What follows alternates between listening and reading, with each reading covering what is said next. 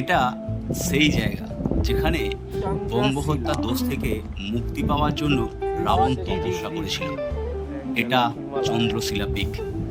চোপতা থেকে 3 থেকে 4 কিলোমিটার উপরে তুঙ্গনাথ মন্দির, এবং এই তুঙ্গনাথ মন্দির থেকে 1 কিলোমিটার খাড়া চড়াই পার করার পর এখানে আসা যায়। হ্যালো ফ্রেন্ডস, আমি চিরঞ্জিত, আর আমার চ্যানেল ট্রাভেল উইথ জিতে আপনাকে স্বাগত। যারা চ্যানেলে নতুন, প্লিজ চ্যানেলটি সাবস্ক্রাইব করুন এবং ভিডিও নোটিফিকেশান পেতে বেল আইকন প্রেস করুন। আজ আপনাদের সাথে শেয়ার করব চন্দ্রশিলা পিক থেকে পাহাড়ের 360 ডিগ্রি ভিউ দেখতে ঠিক কেমন লাগে। এই ভিউটা যদিও সামারের, তবে উইন্টারে এখানকার স্নোপিক মাউন্টেন দেখতে আরও অসাধারণ লাগে।